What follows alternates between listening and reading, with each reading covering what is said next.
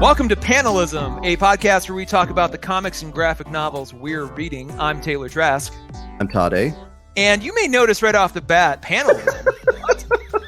What show have I subscribed to? Well, it is still Todd and Taylor, and it is still us talking about comics and graphic novels, but we have reached this point in the road where Todd and I have done several episodes under the Coffee and Comics Club or Coffee and Comics name. And we were looking at some different things. We wanted to make some changes. We want to introduce some new content. And we had been promoting the show to various friends and folks out there. And strangely enough, when we say, hey, find us at the Coffee and Comics Club or the Coffee and Comics Show, some people have responded by saying, which one? And, we were thinking about that. And it's like, well, yeah, it's a good name, but there are other things out there called Coffee and Comics, various stores, other podcasts. So it was a little confusing, Todd. I think it was. Yeah. And not, it was a little frustrating for us, I think, because we came to that name so organically. It just spontaneously came up one time. And when we did our initial searches, we did not find anything related to it. And we thought, perfect. And then it's like everything came out. And yeah, we've been kind of, dancing around this for a while, but and we really wanted to. We're going to make a bigger push to get more listeners in the next couple of months, and other interesting surprises are coming down the pike. So we wanted to make sure that you could find us, that you knew what you were looking for was us, without a lot of hassle. And Todd here had, we were just tossing some names back and forth, and he said, "What about Panelism?" And I said, and looked around, and the more I thought about it, the more I liked it, and we shared it with some friends, and they thought it was interesting, and nothing else has that name yet, so god dang it, we're putting our flag in the ground. And I think I appreciate that you have preemptively thrown the credit / blame grenade in my trench. Well, no, I say it because I like the name, and it's, I came up with a couple half-baked ideas and that just didn't quite land. And don't sell yourself short. I think we had a lot of good ideas. Well, fair enough, but this is the one that we're sticking with. And I give you credit because it's just deserved. I don't think it's weird I wouldn't want to use it if it was not good. So all that to be said, this is the show. Just like the old show, but in this incarnation, we are actually going to do a book an episode. Keep things a little shorter, a little more compact. We may still talk about what we're drinking from time to time, whether it be coffee or wine or any other such tea, whatever it is. But mainly we're just going to be focusing on the books, getting into a deeper dive, and I think having something a little bit more focused. And that way you can listen to an episode just for that book. And I think we're still going to try to put most of these out on Wednesdays or a new comic day.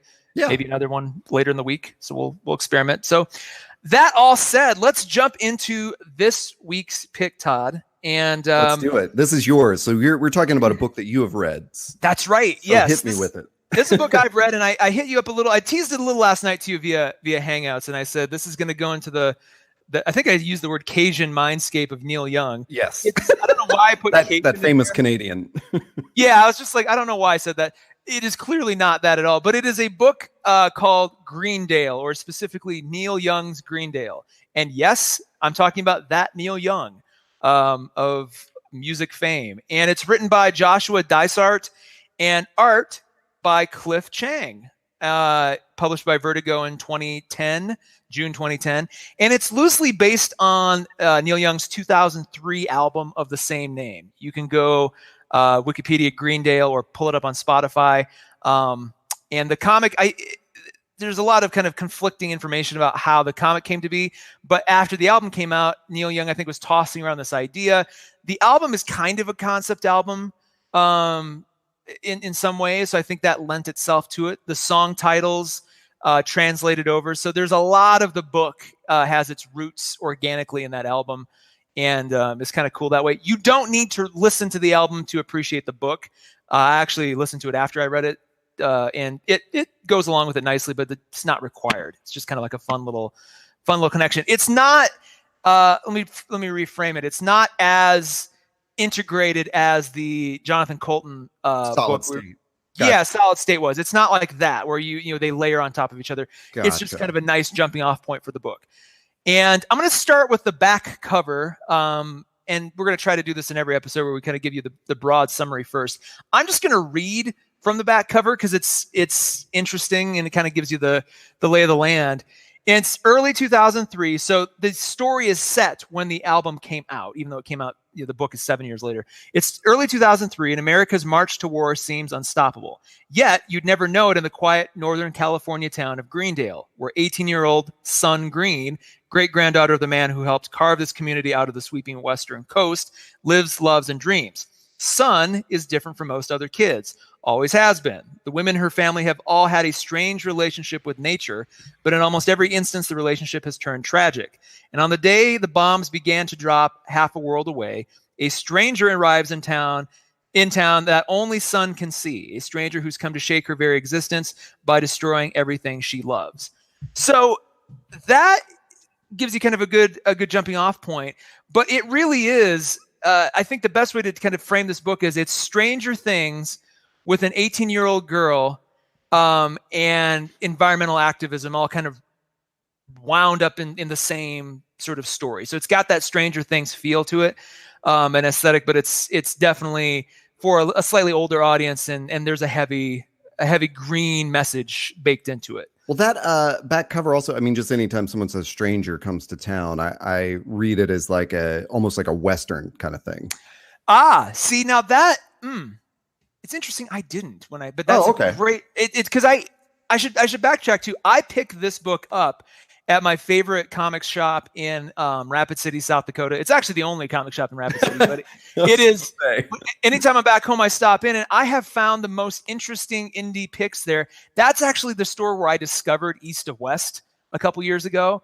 So I always stop in, and this was just on a primary shelf, kind of near the indie stuff. And immediately when I saw Neil Young, I was like, well, I got to get this. The themes are really interesting because there's a couple of strong ones. With the Stranger Things, and you mentioned the Western element. That's not quite there so much. It's less that and more about this girl's journey. And the stranger coming to town is more about her fighting against her own demons or fighting against symbolic corruption. And strangely, or not strangely, but just coincidentally, the stranger is actually depicted as a younger Neil Young. He's got the hat on, he's got the jacket, the belt buckle, the harmonica. It's kind of Neil Young had his cake and ate it too. He kind of put himself in as sort of the Mephistopheles kind of enigmatic character that sort of drifts in and has a hand in things. You don't quite know if he's real or supernatural. So that's where that piece really comes into play, which is kind of fun. Do you think Neil put himself in, or is that sort of the writer thinking that we'll take this character from the album and make it Neil Young? Or I guess maybe in the album when he's singing in first person or something, that's where it comes from. I think both. The Joshua Dysart did the primary writing, but Neil Young was heavily involved with the creation of this. So my guess is it was both to homage him, but also, it's just a cool little twist. I could almost see this, especially when you first start reading it, you kind of wonder if this isn't set up to be an anthology series of some kind, where this would be like the first one. And, there'd be other stories set in Greendale, almost like Ice Cream Man, where Neil Young is the Ice Cream Man. It was kind of like, I reviewed that a couple weeks ago, or a couple episodes ago. And that was, reminding me of similar. And the whole graphic novel is one single storyline focusing on this girl named Sun Green. But even in the opening intro written by Neil himself, he talks about the fact that the town is, population 20 to 25,000. By the way, not Neil Gaiman. Did I say Neil Gaiman? I'm so sorry. No. You said Neil himself, which is Neil Gaiman's. Oh, you're right.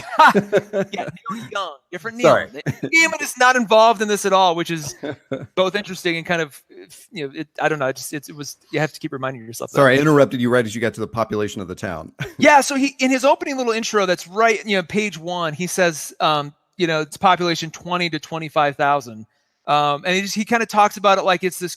There's a lot going on. It seems to be pretty mellow. It's kind of this rambling little intro. And he's like, I'm kind of making up as I go along. But the intro suggests almost that I had to skip ahead to go, is this, 4 chapters of different stories, or is this meant to go on?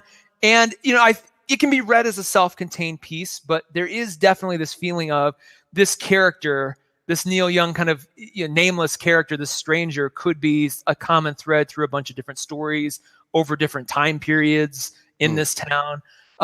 It's not. I mean, I don't think they ever made another one, but they could, if they ever wanted to pick this back up. Or you can almost see this as like, hey, this is a crazy good TV show pitch.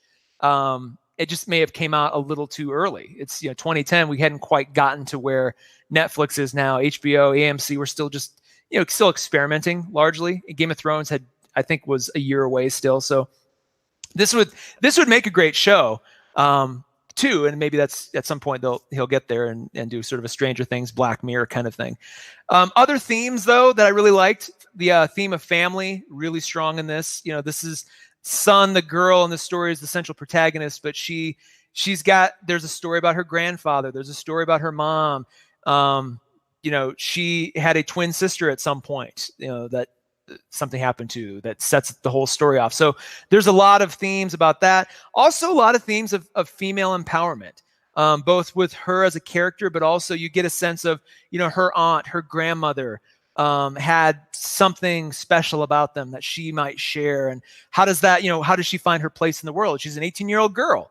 So, she's going to have teen angst as well. She's going to be railing against her parents a little bit. She's going to be railing against this small town that she finds herself in that is increasingly claustrophobic, both physically, but also to her aspirations, to what she wants to do in life, how she sees the world. That bleeds into the theme of purpose as well. What is she going to be when she grows up? What is that going to look like? How does this sort of special thing about her? She's, right in the beginning, this isn't quite a spoiler so much because they introduce this right away. She is a girl who kind of has this weird symbiotic, relationship with nature. She can climb up trees kind of effortlessly. She'll be walking through the woods and, a flock of caribou will just start following her randomly. And it's never bad or ill intentioned. It's just sort of this, she's not like an X-Men. She doesn't you manifest her power on command. It just sort of happens. And part of the story is the exploration of what that is with her. What else was I going to go with? I'm curious how, do you know how those themes work into Neil Young's album of the same thing? Yeah. So I was same name, are there powers? Is there a Stranger Things vibe to that? Oh, no, definitely not. I mean, you can go look up the album and the lyrics and everything. Like, for example, I'm going to pull it up real quick. The album titles, there's a title called Double E.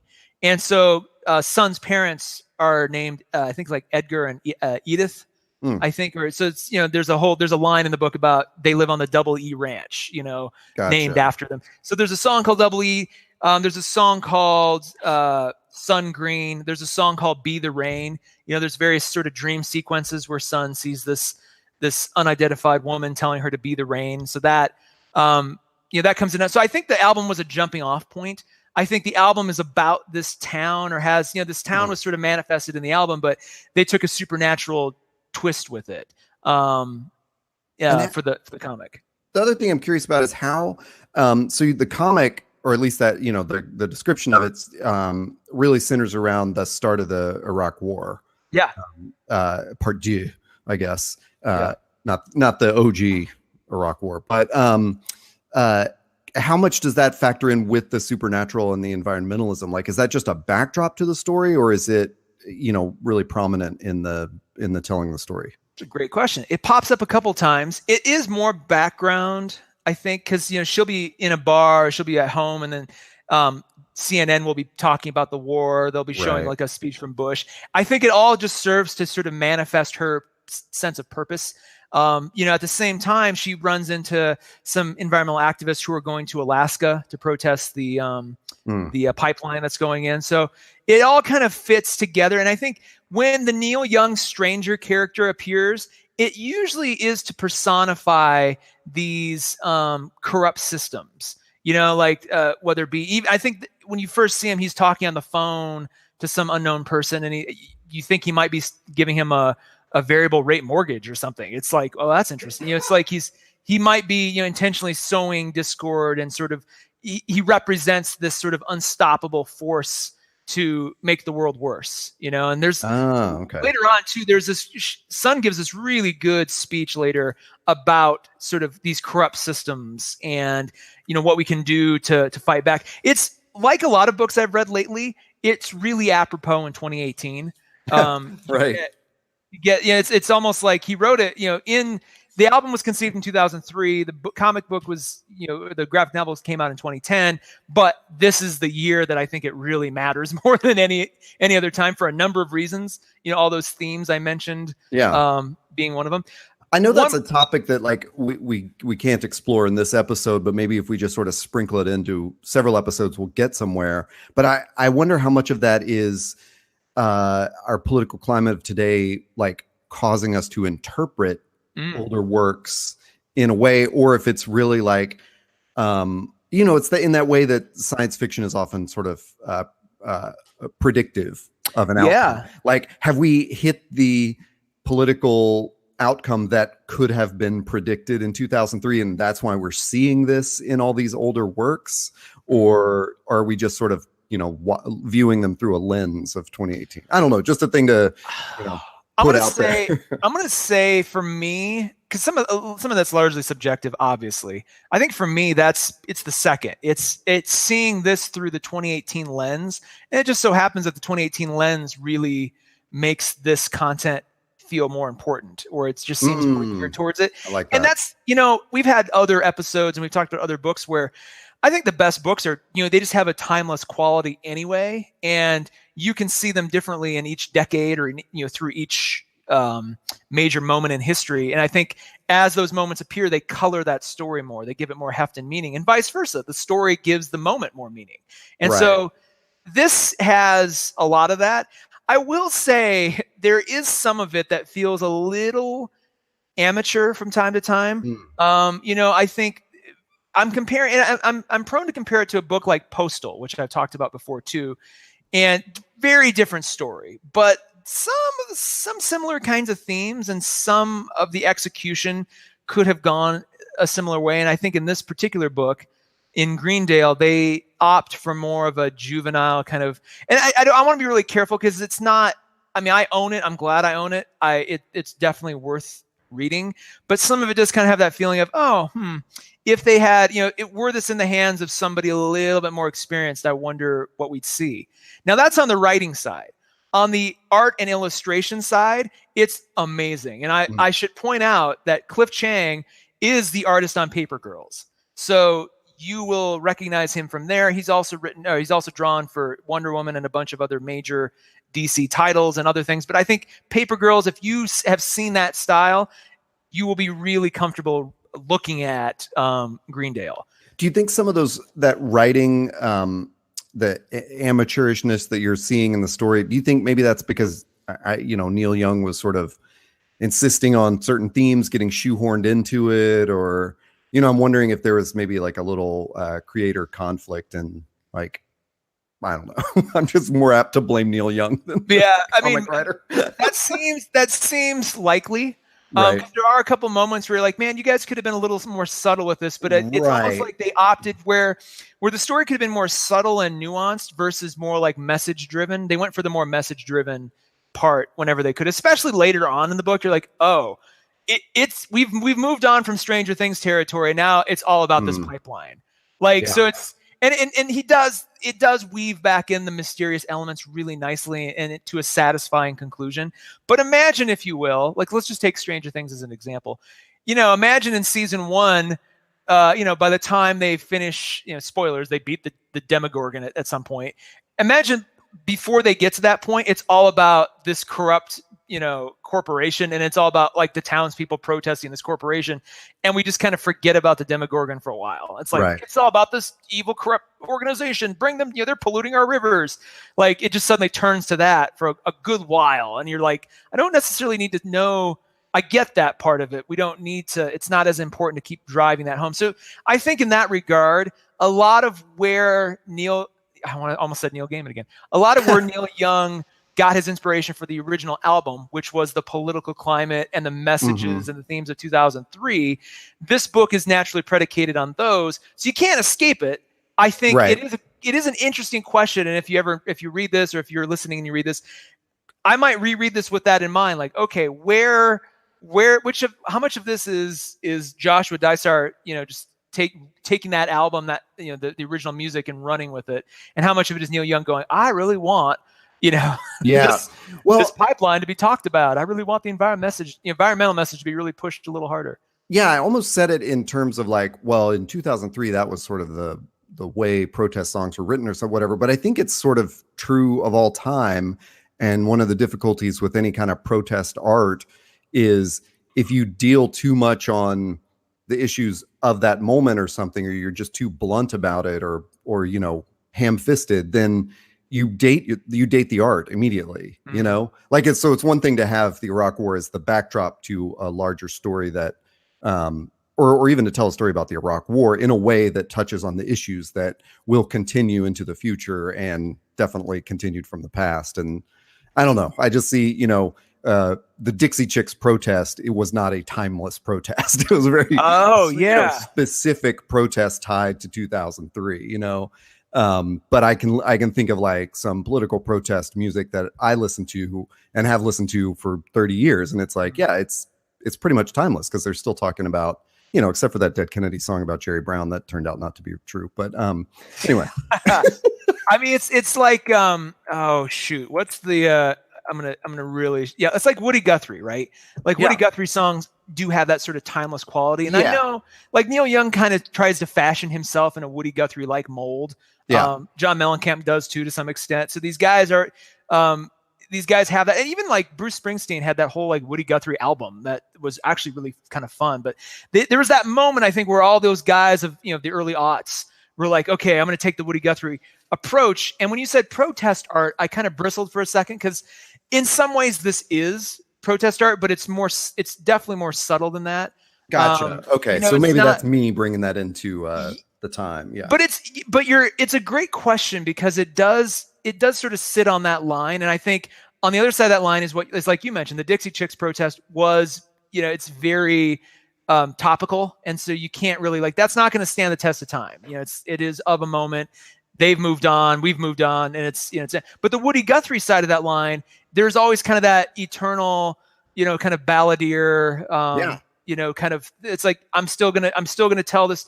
These themes are universal and are seemingly endless. So we're going to keep telling the story and it's going to keep mattering until it doesn't. Yeah. You know, so I think there's a lot of that baked into this book, more so than I would say. It's funny if you're thinking about protest art in that way, good Lord, Citizen Jack, which I reviewed on a previous episode, that's more protest art than I think this is. This is a really cool story that happens to have those themes bubbling through. And I'll just mention Citizen Jack is in episode number 82, and Solid State that you mentioned, the Jonathan Colton, is in number 84. Wow, well done. I'm gonna have to go back and listen to those too. To real quick though, to touch back on the art again, Cliff Chiang, it's really good. I mean, and I'm not even like the biggest Paper Girls fan in terms of the art. I get it, but actually, this is a little bit more. This is almost like a stair step into Paper Girls. It's funny to think about that because this came out long before Paper Girls was a thing. So it's cool to see where he went with that aesthetic. You know, after this kind of work, the colors are muted, so the whole thing kind of has this feeling of a flashback. You know, in a lot of books, when they do flashback, they'll mute from the current color palette. The whole thing is like that. So it's got kind of this pulp, sort of dreamy quality to it. With Cliff Chiang's art, which is just amazing. So it's not done in a specific way, like it's not meant in some part of the story to make you feel like a flashback. It just feels that way throughout. It feels that way throughout. And I had, again, kind of fast forward just to make sure, because when it starts, you know, the whole thing starts off with Son's birth. So you kind of get this really quick flashback story, but then the colors never sort of normalize. So it's all kind of in that sort of dreamy quality, which fits it really nicely. Like there's a lot of mystery. There's I think a lot of green, desaturated tones. You know, and then like at night, it's a lot of purples and violets and things. So it's a really good, you know, it feels like a film, and that, you know, the colors really coordinated well, blended well. You know, he has a palette he doesn't really deviate from. And I should give a shout out too to Dave Stewart. Not that Dave Stewart, as far as I can tell, it's a different Dave Stewart. Is the colorist on a lot of this. So, you know, his work, Cliff Chiang's art and illustrations are great, but I think Dave Stewart really brings that feeling and vibe to it. So this is a book where I think the aesthetics are more important than the writing, you know, than the actual story. You know, we kind of, there's books where I think this, I'll put up with the art because the story's really good. And then there's some books where it's like the art's really good. And that helps me actually drive the story along. We've talked about this in previous episodes. I think this is, for me, one that falls on the latter side, where the art kind of keeps me engaged, regardless of the story weaknesses or strengths.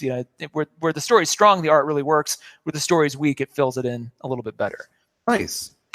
I would say if you are a fan of Paper Girls, if you're a fan of Citizen Jack, I highly recommend this. If you are into those kinds of stories, I would even say too, we haven't talked about it explicitly, I don't think, on an episode yet. Maybe I'm wrong, but if you're a fan of They're Not Like Us, I noticed some similarities there too. Again, a story about a young, strong female protagonist in her late teens, early 20s, and just trying to figure out her life. Again, if you like that book, a lot of the same kind of pacing too.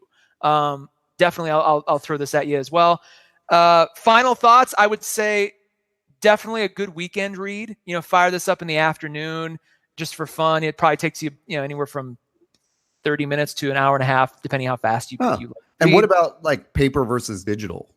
Paper versus plastic? I would definitely say get the physical copy if you can. Okay. I have it just as a standard trade paperback. The way the panels are composed, it's a lot of layers, and I think you get a better feel for that physically. Also, the nature of the story, this kind of feels like almost like a Steven Spielberg Amazing Tale or Amazing Story, where you would find this graphic novel like at the back of a public library, and it would be about the town that you're in. It's just kind of that. You almost kind of want to feel like, oh, this happened, and this is just sort of manifested itself as this little graphic novel. I think it could work well as digital too, but I would highly encourage a physical read of this. Great. Wow. So hit us with the main points again. Neil Young album. It's called Greendale. Written by the book is called Neil Young's Greendale. Oh, that's the title. That's the title. Yeah, it's based on the album of the same name by Neil Young. Gotcha. Written by Joshua Dysart, art by Cliff Chang, published by Vertigo, and you can still find it in most comic shops. Released in June of 2010. And I'm sure there's been various iterations after that, but yeah, definitely pick that up. If you're a fan, like I said, of Paper Girls, Citizen Jack, They're Not Like Us, you'll like this. And, just a good little quirky indie title to have on your shelf. Cool. Well, I hope everyone listening enjoys this new one book, format for the episode. Yeah. And you can if you like this, look for Panelism. That is the name of this podcast, and look for us on Stitcher, Apple Podcasts, Google Podcasts, Google Play, Pocket Cast, Player FM, everywhere the podcasts are listened to and downloaded. We should be there. And if we're not, let us know somehow on social media. Where can people find you on social media? Oh, you can find me on Instagram. Largely, I'm by Taylor Trask. Same name and handle on Twitter if you want to hit me up there too. Not on Facebook, really, so don't bother finding me there. How about you? I'm on Instagram as Hey Todd A, and again, just like you said, same on Twitter, but Instagram is where I am. Excellent. Right now. You can find all our stuff at findusthere.org. Other shows, other cool content. Yeah, look for us. And Todd, it's been a pleasure. I'll see you on the next episode. Sounds great.